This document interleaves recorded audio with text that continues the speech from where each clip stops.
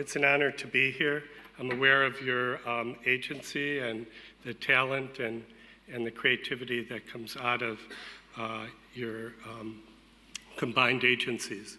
So RGA is all about change. I find it difficult to change, but I change all the time. It's also very necessary because there's been never a time in the history of media, advertising, marketing, where so much change is happening so quickly.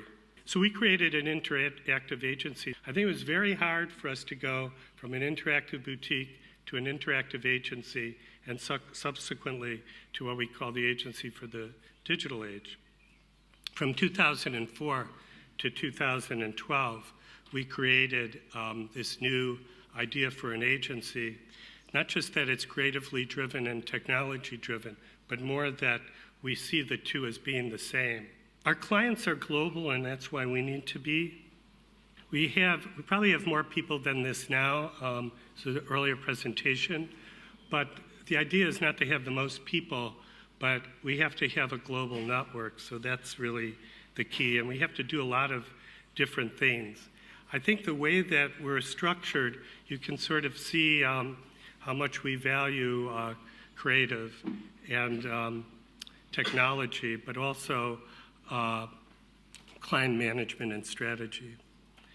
So we developed as a pure digital agency, and we moved from a situation where all the visual designers were co-located to them not being co-located at all and all being distributed based on our clients. We think that the key theme is curating talent for pitches, curating talents for jobs. So we had to create this whole system that we call Reporter that allows us to move people around.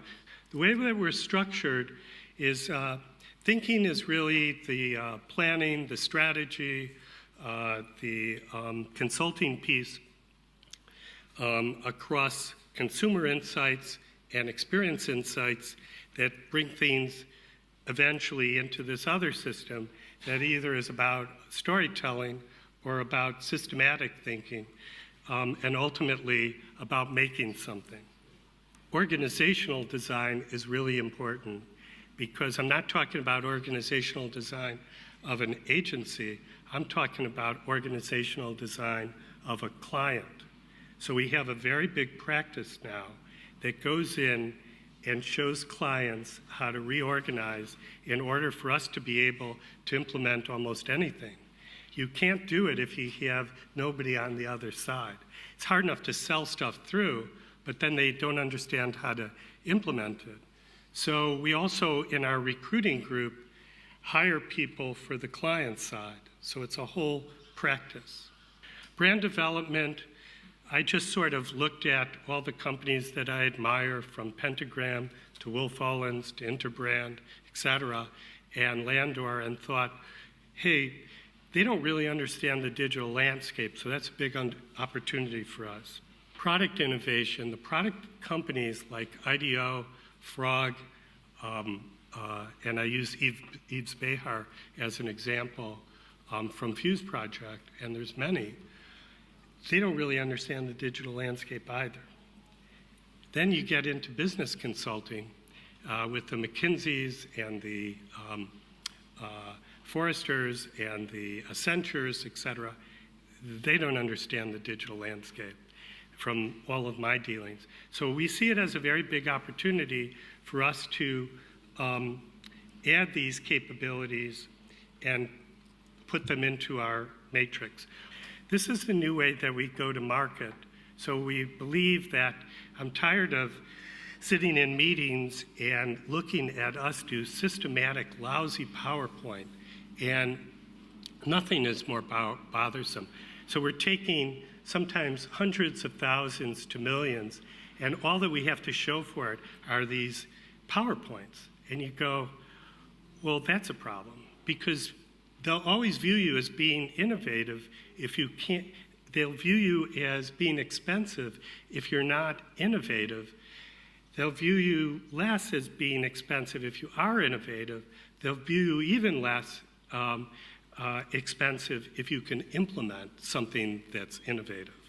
So that's the direction that when I go into meetings, that's all I'm looking for at the end of the day. When I leave, I want to know that we are moving quickly to a minimal PowerPoint, a really good video, because a picture is worth 1,000 words, and if it's moving, any of the case studies that you guys have done, you can see the power of that, and then a really great prototype, a user prototype. And even if we have to invest in the prototype, it's worth it. Because sometimes the clients pay for it, sometimes they don't. It doesn't matter to me, because then they take it and send it around internally. And they then will do something that they wouldn't have done otherwise, because they wouldn't have understood what they're trying to get consensus around.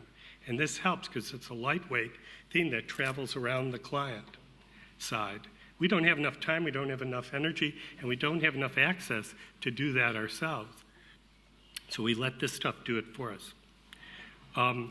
So 2013, and why we're going to give up the agency name, I talk a lot about horizontal integration. I've simplified it into a very quick thing using Coca-Cola and all of their brands. They have about 500. It's been a really great thing for agencies because they all need agencies. But at the end of the day, that really changed business. And a lot of clients have opened up more and more brands horizontally.